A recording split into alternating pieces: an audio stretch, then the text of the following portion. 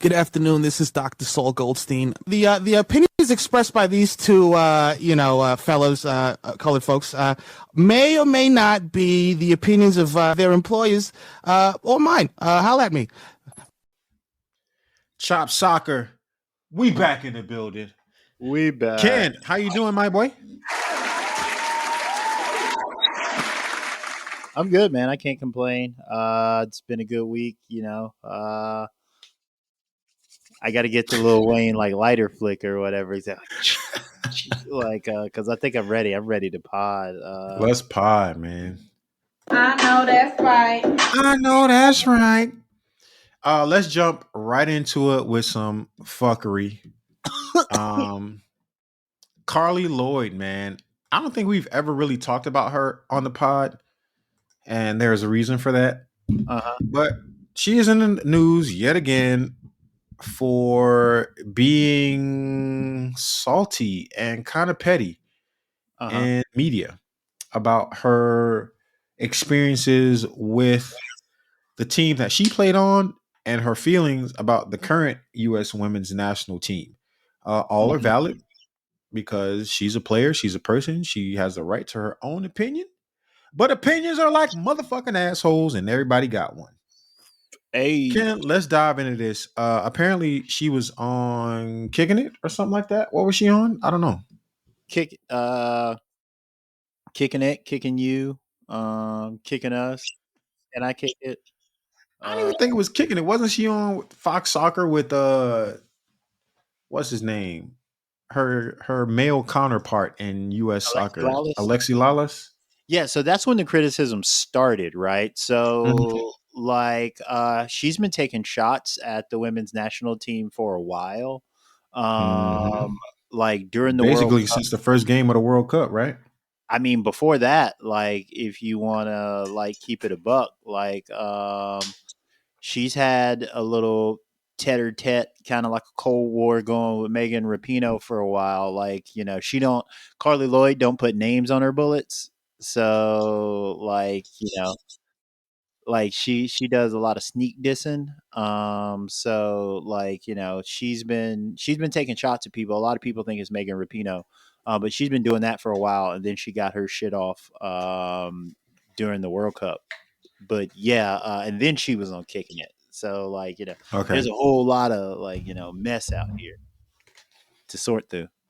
Right. All she got left is Joe Rogan. Yeah, go on Ho Rogan's podcast. Ho Rogan is crazy. What? That's funny as shit. I mean, my man got hot off interviews. Apparently that's the way to do it. Oh yeah. I mean, fair play to him, but I mean, that's ho shit, man. Get hot on your own content, But anyway, Carli Lloyd, man, she's been all over the place on these interviews. I think the latest one I saw was Kicking It, and she was giving it up, man. She was talking a lot of trash about women's national team, about their commitment, if that's what you want to call it, their desire.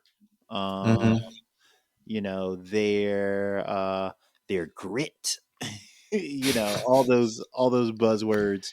She thinks she's Tom Brady. Yeah. I mean, not for nothing. A lot of what she's selling is like winter juice. For women. Yeah, she's basically selling winter juice for women. I mean, she has the stats or whatever to back it up or whatever. But I mean, nobody looked at Carli Lloyd and was like, yo, this is a baller. You know what I mean? When you look at Carli Lloyd's career and you kind of sum it up, she has winter juice. Like a lot of the US women's national team, legends, right? They're not really known as ballers. You know what I mean? Right. they're not known as the slicers or the dicers. Like, they're winners. Like, Right. it's winner juice. That's what this is. And more of this interview, I feel like, was like more winner juice. Like, I had the juice. These new girls ain't got the juice. They got different juice though. Hey, oh, hold on. Let's let's be a little like careful with the like things we throw it around when we talk about Sauce. yeah, we talk about women. Like, okay. They got different sauce, the new generation. Yeah. Because I feel like, so for me, right, the way you're talking about, I actually like that you chose the word nobody really outside of soccer saw Carli Lloyd as like a baller, right? Yeah. People Nobody in in soccer soccer. probably saw her that way, No, but not as like talent. No. um, okay, She was I don't know, but what I can say is if you're Carli Lloyd playing in a developing national scene where you look outstandingly good against a field that doesn't necessarily have the same resources that you have or the time in that you have versus a Trinity Rodman who is proving to be really, really like that, the first $1 million NWSL player, that type of thing. I can understand how you'll be a little bitter about where things are right now if you feel like you didn't quite get the due that you thought you deserved in your window. But at the same time, the field is way different now. And that's just how shit evolves, bro. He's heating up. You want to give him some more, or like I'm gonna take a breath right there. you want to give him some more? You gave me the he's heating up, so I'm gonna let it cook right there. All right. Real, son. We keep it real. Yeah. I was gonna let you cook, my boy. Like, you was you it looked like I saw you pull the handkerchief out and pat your forehead. I was like, oh shit, he about to preach in this motherfucker. Oh shit, he about to preach. My man is about to give him some words. Yeah. But yeah, no, I mean 100%. Like, she's not wrong, but she's not right. Right. And Nowhere near as right as she thinks she is. yeah, and I feel like she is the wrong messenger for the right message. Right? I don't know if I don't even know if it's the right message either. I And mean, the only reason I say that is because the women's game on the international stage mm-hmm, is, from my perspective, in a major shift right now. It mm-hmm. was so U.S. women's national team dominant for so long. And now that is no longer the case. You have Japan, you have Germany, you have France, you have Spain, you have the US, you have Sweden. These teams are now producing enough talent within the country that they're Mm-hmm. now coming to World Cups like, we don't give a fuck who's on this pitch. We are like that just as much as the next team. The way y'all view the US women's national team up to this point, y'all have to look at us the same way now. And it's going to be that going forward. Like, none of these teams are going to be backing down or losing steam. They're all getting exponentially better, producing more players at a higher clip. And as we've discussed in a few times on this podcast before, they already had the infrastructure in place anyway. And now that they're actually giving that proper access and resources to the women on their national teams, it's getting dark for the U.S. women's national team. So Carli Lloyd can kick that shit all she want to. The reality is, it's just not that simple anymore. I mean, I've waffled a lot on like my take on this, Mm-hmm. right? Like, I've had one central premise that has been like, you know, the U.S. women's national team is going to have to do everything you say, like, to compete, because yes, the other teams are coming. Like 100%, you're right.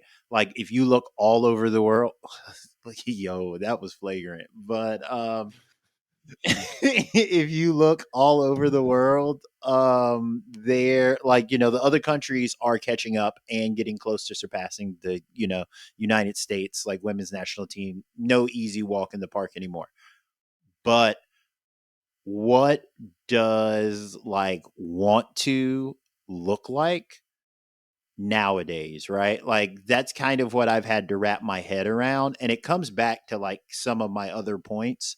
But I mean, I think Carly Lloyd is right to question the want to of, like, all but almost, like, two or three players in this national team setup, because, like, do you, like, do you want it, like, and what does wanting it look like nowadays, right?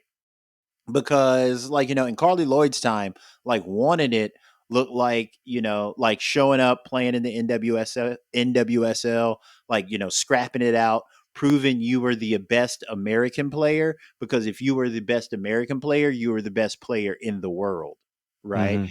That's what it looked like, when Carly Lloyd was putting it together. You had to be the best American player to be the best player in the world. Like now that doesn't exist anymore. So At you all. have so you have to go to where the world's best are, right? So my question for, like, want to, like, do you have it in you, is like, are you gonna, like, there are only two real players in the NWSL setup right now to me that have that dog, that are like really wanting to stand toe to toe with people, and, like, be like, hey, we here out here, like, doing it. I maybe a few more, but the two I've really seen are like Katarina Macario and, like, me official, right? Neither one of them playing NWSL. That's the point. But I mean, Neither one of them playing NWSL. that's the point. Like, me official went to Mexico. Now she's in the FAWSL over in Europe. Macario went straight to Lyon, and they were like, nah, bro. Like, we want, we know we better than this NWSL stuff. We coming over here to Europe to show y'all we better than y'all. And Mm. that is Mm. that is Wait, the wait, one. wait. Fucking air horn that shit. Air horn that shit. We better than y'all, nigga. What is you talking about? Yeah. Yeah, like, I don't want to hear no more of this, oh, we the best in the NWSL, man. Like, no, go over to Europe, show me we better than y'all. Like, that's what I want to see. That is what I want to see. Hear me good, nigga. I'm here to double down. Like, go out there and have that dog in there over there. Like, like, all of y'all from America, like, yeah, okay, it's easy. Like, it's easy to do it over here.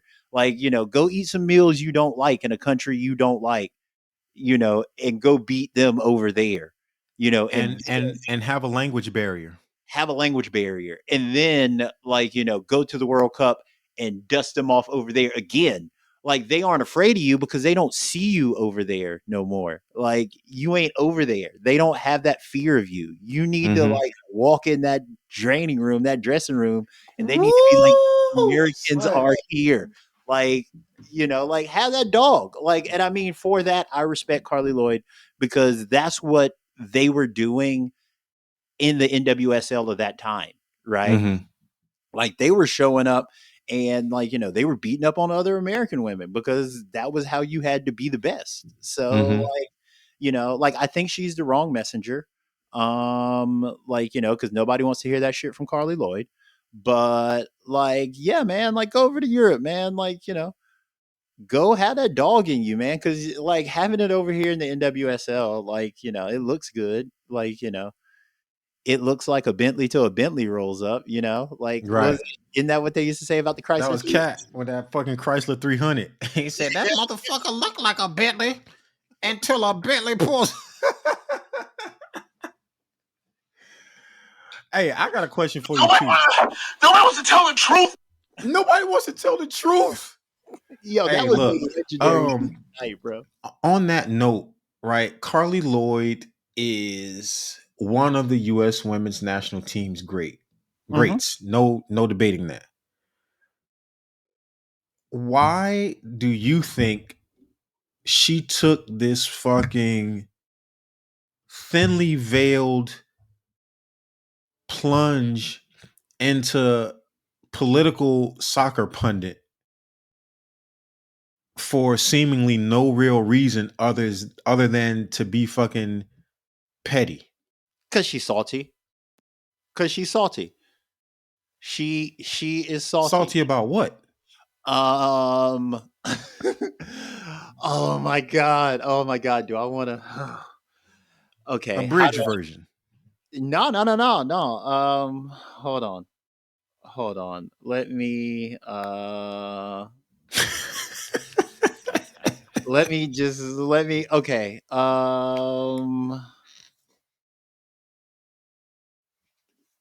Can I have a Fuck nigga it. free day? Fuck it. At least one day out of the week. Woo, I'm so sick of niggas. All right. You want to know? Okay, here we go. Here's what I think. Okay, and all of this, I think, is like historically accurate. But I feel like Carli Lloyd is salty because she feel like she got passed over. I feel like she feels like she was the next person in line to get like all the endorsements, be like the media darling for the U.S. Women's National, because she kind of hints on this a little bit, but she never really talks about why she feels like she got passed over. And I feel like she feels like she got passed over because she's on the other side of all that social justice woke shit that like people talk about, like the US women's national team like getting into, like, you know, the fucking sports, like, you know, stick to sports crowd. Like she's a stick to sportser, right? Right.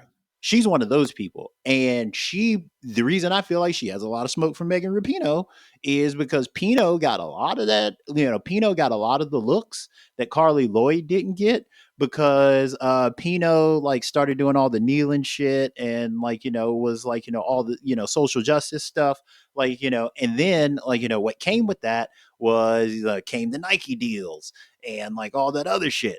And that shit had traditionally been reserved for a white bread American girl who was the face of U.S. women's national team. Because before that, who did you have? You had like Mia Hamm, you had like Julie Foudy, you had like, you know, down the list, like Brianna Scurry, like, you know, all of No, these women. not really Brie. What's the old the white girl keeper that was beating up her hubby? Oh, Hope Solo. Hope Solo. Hope Solo was huge. Yeah. But I mean, But I like mean, she Brianna did what she Scurry did. but she had a keeper run in there too. She was like, Brianna Scurry was like the, like, you know, I hate. Can I have a nigga free day? At least one day out of the week. Woo, I'm so sick of niggas. This shit, I really feel like gets deep when you start talking about, like, you know, the politics of like colorism and stuff like that. Like traditionally, if you look back, like they didn't let black people play too many positions, right? Like, you know, Right. less so on the men's and that some so on the men's national team, less so on the women's national team, you know. So like they had their faces in places of, like, you know, all American, like, you know, like people, and then she feels like she was in that mold and she got passed over. Mm-hmm. And that's what I feel like. I feel like that's what she feels like. She feels like once that, like, you know, social justice kind of shift happens, Megan Rapinoe took her trap, stole her trap. And she'll never get over that shit. That's why she always talks about, like, you know, how her generation did it, you know, how they was this way, how they was that way. And every chance they lose, she's going to pop up and be like, see, like, you know, it ain't the same. Because what she's really salty about is the money. Yeah, valid as shit. I definitely get that from her because, as you said, she never puts Megan's name on it. She's Never. always shooting blank because she knows at the same time that she doing this bitter ass tour and all this goofy ass shit she doing, Megan's announcing, yeah, I got, you know, a whole program coming for women's sports. It's not just soccer. You know, I'm going to be doing media production like we talked about last episode. You know what I mean? When she's seeing all that, first of all, it's like, it's one thing to be jealous and be like, damn, I wish I could do that. But you should also have enough self-awareness as Carli Lloyd to be like, I don't have the personality, the talent, or the skill set to even do what Megan is doing. Like we are two totally different people. But you What never she's need doing, that. I don't need to agree with it. I don't need to go that way. You know, she can do that and be successful. If you so this is always my issue with this type of shit, right? If you are so convinced that your way is the way, then stand on that shit and make something. I mean, I 100% agree with you, but I think the crux of it is that like you never needed any of that before. Like all you had to do was just like be the look from the place, right? Like, isn't she from like New Jersey, like that Pennsylvania, like Oh kind yeah, of she's from area, New right? Jersey. Yeah, she's Yeah, definitely like a full Rutgers, that whole shit. that's all you ever needed before was to be like basically, I don't want to call it soccer royalty, but like, soccer thoroughbred in that way, right? Because, like we talked about last week, like, this is like soccer mom, like, this is soccer mom-esque, right? And Mm-hmm. like, even though Megan Rapinoe's family still was able to afford her playing like travel soccer or whatever, like, for the world of like women's soccer, Megan Rapinoe is the maverick, right? Right. So, I But mean, even like, with that, like you and your my issue with Carly Lloyd's bitterness about this whole shit mhm, is that point is valid in your first half, 25% to 50% of your career. yeah, By the time you get to the middle of your career, you are Carly Lloyd at this point. You have a team, you have conversations with sponsors, you have all the things in place. You should have some people around you that should be able to say, hey, shit is shifting.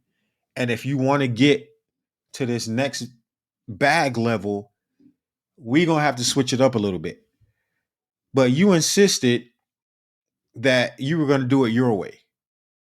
And that's kind of my issue with it.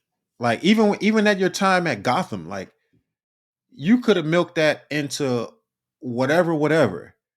yeah. But instead, you just played the backdoor game. You got an ownership piece. Be happy. That's what you went for, and you got it. Be happy. He's heating up. Yeah, I don't want to spend all night talking about Carly Lloyd. Yeah, Like, bro. We already spent exactly 21 minutes and 40 seconds too long talking about Carly Lloyd. but yeah, man, I just think this is symptomatic of like all the internal stuff that goes on. Like, I think this kind of like transitions well into kind of like these historical debates of like old league versus new league with like Messi versus Beckham, Right. Like it's very. You like that segue? You like that segue? Yeah.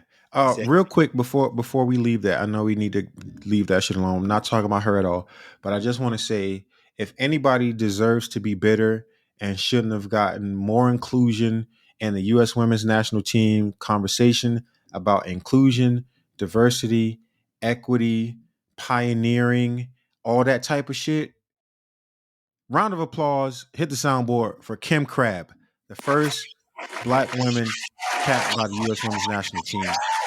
To this day, we don't talk enough about her. I had the opportunity to meet her in person. Beautiful spirit, wonderful person, still doing her best to uplift, encourage, and grow the game in the United States. And yeah, To this day. to this day. Let's get on to the next topic, my boy. yeah. Um, weekly messy conversation. Hey man, he drives the news cycle, You man. driving traffic, my boy. You driving traffic. Um, this has probably been covered before, but I am really curious to hear your take on this because you are an actual player. You've been invested in the game for many, many, many, many years. I'm relatively new. Who had a bigger impact on MLS's profile in the world, David Beckham or Lionel Messi? Messi, Messi. Without question. Without question. I mean, we But could. real quick, can a Messi even happen without David Beckham? No. I mean, if we want to do the like, I mean, if we could really, I mean, this is like an evergreen argument. We could parse this out as many different ways as you want to. Right. I mean, I think Messi is going to ultimately end up doing more because he's going to be the like ultimate legitimizer of MLS. Mhm. Where like, if Messi comes to MLS, like, all of a sudden now it's cool for a whole generation of people to do it, right? Mhm. Where Beckham coming to MLS didn't really have the aura of like outside of the United States, I guess, like internationally, the way Mm. that Messi's international like essence does, right? Like Beckham coming to MLS was a big deal, like The U.S. and England. for the US, maybe for England, not yeah, but those are the two primary countries, right? Messi coming to MLS, world, like that's like a world news story, right? So Right. just for that alone, I feel like Messi, like has had more of an impact. I definitely think deals like David Beckham paved the way for Messi, but I also think that like Messi is probably the next step is getting the best player in the world to come getting the best player in the world to come to MLS in the prime of their career, which I don't think is happening anytime soon. But like, this is about as good as it's going to get for MLS for a long time. And I think this is going to legitimize a lot more people coming. So Mm. way Yeah, more. I have to agree with you there. Obviously, I was not as invested in MLS when David Beckham came, but even it's interesting because technically at the time I didn't really know anything at all about MLS, but I knew who David Beckham was. And Yeah. when he went to MLS, I knew that news then. Like it was big enough then that the way people who are on the far reaches of soccer or even MLS today are tuned in because of Messi, I became aware of MLS because of David Beckham. Like that's just a fact. Um, but I definitely feel like you said, the way Messi has permeated so many different aspects of popular culture, world culture, football culture, all that, he has definitely changed the level of engagement just by mentioning his name in this league. Beckham was huge, no doubt. World star, legend of the game without question. But Messi is just a completely different level of dominant. And Beckham was major, Yeah. major. And Messi still worlds above that. Yeah. I mean, what can you say, man? I mean, at this point, we talk about him every week. Mm-hmm. We're about to like, we're about to talk about him some more. Because like, one of the big things about like, Messi coming to MLS, making this a very international deal is that like, is Inter Miami might be the first team to have a international like tour. Bro, that, I mean, Have you heard of it before? I Like, have I'm not sure heard of it before. somebody's had to have done it. Uh, I could imagine a Seattle trying it. I could imagine a Portland trying it. I know that NYCFC they've not done exhibition games on a tour per se, but they've done exhibition games overseas.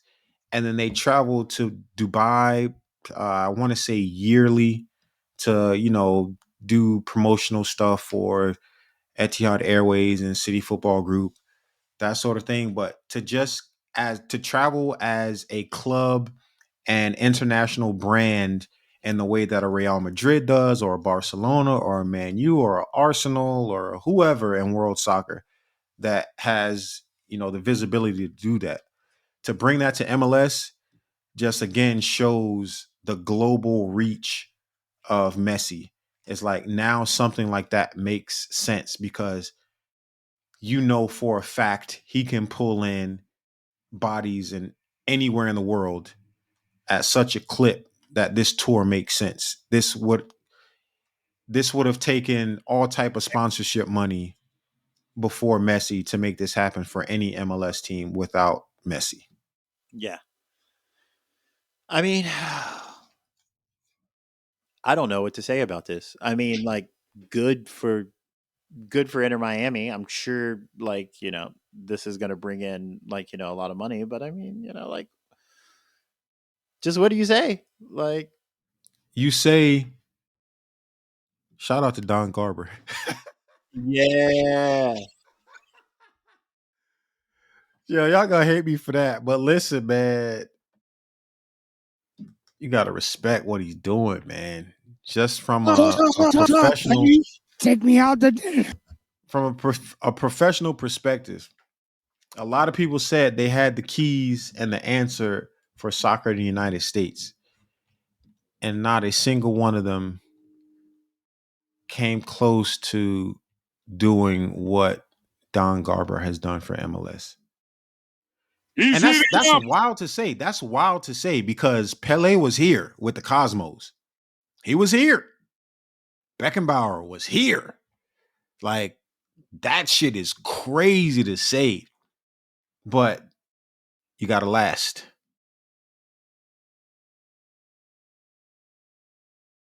Hear me good, nigga. I'm here to double down.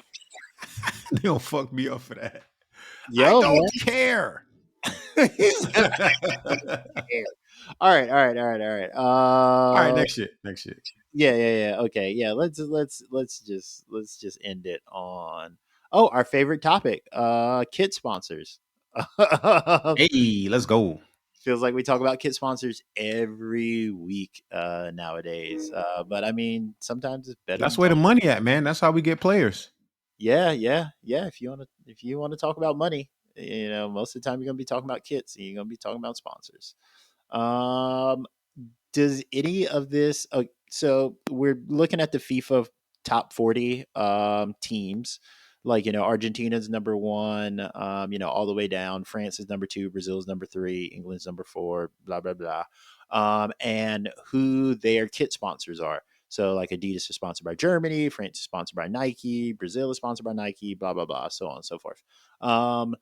Does this list shock you at all? I am I am a little shocked at Adidas's representation on this list. Like seeing it, I didn't realize they still had so many teams in the game. Like, because I thought, like, honestly, I thought Puma was on their ass more so than Nike. But this is like, I didn't realize Adidas still had this many teams that were this relevant. I'll say this real quick. This segment is not sponsored by Adidas. And the fact that they have not hired me for shit is kind of fucking crazy because I'm really him out here. But anyway, Adidas is hip hop. Adidas is hip hop, and Adidas is football. Like, let's be clear. Anybody that got it fucked up and doesn't watch world football or doesn't keep abreast of what's happening in the world of football, you're bugging if you did not think that Adidas is football. A number one team, Argentina. 5, Germany. 9, Italy. 10, Spain. 12, Mexico. 15, you got a whole bunch, Japan, Wales, Tunisia, whole bunch of shit going on here. But aside from that, this has been happening over. The reason I'm so aware of this is because I follow MLS, right? Yeah. And this is why I say that, it's not necessarily about what league you follow or what players you follow. It's about understanding the arena that you're interested in. If you're interested in watches, you need to know about more brands than just fucking Rolex. If you're interested in cars, you need to know more about brands than just Mercedes. If you're interested in sneakers, you need to know more about brands than just Nike. Because when you pay attention to what is actually happening in the industry, you can see patterns, you can see trends, you can see things, how they're shifting, and how it may affect you down the line as a consumer. Adidas has been buying up sponsorships all over the world, specifically for this reason. They want to be the first thing you think of when you think of football in the world, period. So that was no surprise at all to me on this list. I fully expected them to have the most teams in the top 40 that they sponsor. The surprise to me on this list is that the U.S. is ranked 11th in the world according to FIFA. That's crazy to me. Nobody wants to tell the truth. I mean, I'm just gonna let you cook. I'm just Rock Fontaine. That's the bro. 11 in the world. I mean, Hold on. Argentina, France, Brazil, England, Belgium, Croatia, the Netherlands, Portugal, Italy, Spain, the United States. We're damn near in the top 10. that tracks. Ken, Yeah. Kenzel Washington. Uh-huh. Are you with me right now? Yeah. This is the blackest U.S. men's national team we've ever seen. And they damn near about to crack the top 10. Hear me good, nigga. I'm here to double down. What is we talking about, bro? They got the athletes. They got the athletes out there. Finally, we have our best athletes playing soccer. They got the athletes out there. we went and got some athletes. Bro, this is crazy on the team. But for real though, if you want me to get real geopolitical, I could give you a hot take on why the U.S. is going to be the number one soccer team in the world in 10 years. So you've kind of mentioned this before. Let's get into it. Okay, very fast. I believe that the U.S. has a lower, I believe, what would it be considered? Age expectancy. So, like, I believe the U.S. has a lower age expectancy than these other countries. Maybe Brazil might be the only one, but Argentina, nope. France, maybe they have a pretty good immigration system. Brazil, maybe. England, probably not. Belgium, definitely not. Croatia, nope. The Netherlands, nope. Portugal, nope. Italy, nope. Spain, nope. Like the U.S. as a country is like staying older while all of these countries are getting older. So like staying younger while they're getting older. Yeah, staying younger while they're getting older. So, like, these countries are going to have less of a population pool to pull from in the coming like cycles, especially like once you get like 20 years down the line. And the US is still going to have like a relatively large like player pool to select from, especially, considering that the US is like 3 to 4 times the size of a lot of these countries just in terms of population, the US being a like confederation essentially at everything. So like yeah, I mean the numbers are just looking like we're going to have a larger player pool, to draw from versus these smaller countries. So I mean the question really is going to be like, can we maximize that? And if we do, like our players might not necessarily be like, the best ever, right? But I mean, they're going to be good enough to easily start like, dominating on international competitions, like, the way you kind of see now, because like, our average level of player is just going to be like, better. Yeah. Right. Like, we're not going to have, like, I doubt we'll ever have the best player in the world at any given point in time, but pretty soon, like, just the quality of our player pool versus, like, it's just going to inbreed itself enough Yeah. that it sounds weird, but, like, it's going to become essentially what the NWSL kind of was breeding for the U.S. women's national team in the early days of that, like, to a lesser degree, where, like, just the baseline American player is going to be, like, so good. They're not going to be like crazy exceptional, but they're going to be so good that it's going to be really hard to beat us on a national team level because we're going to be like that good top to bottom at every position. And you're starting to see it now. Yeah. Like, if we didn't have Greg Berhalter as coach, we'd be giving a lot of people tough days. We'd be giving a lot of people tough days. So it's coming. It is coming, man. Pause. Wow. I was also surprised by Japan only being 19. Yeah, Japan actually should be a little higher up this list. They have some really good players right now in this system. They have Tomiyasu, who plays for Arsenal. They have Matoma, who plays for Brighton. They probably have like 4 or 5 other players that, like, Yeah, I know they got a couple in La Liga and yeah. Ito and all that. They got Does a good Kubo squad, still man. play for them? Huh? Does Kubo still play for them? No, he's in MLS. I don't think he's making call ups anymore. Or yeah, he used to be. Yeah. So I mean, Yeah. okay. All right, that's all I got. Okay. Let's no, hold on. Let's give a shout out to Hummel for making the list. Hummel made the list. Let's give a shout out to Joma for making the list. Let's give a shout out to Marathon for making the list. Mm-hmm. Okay. Come on. Yeah. Don't forget Tunisia, Kappa.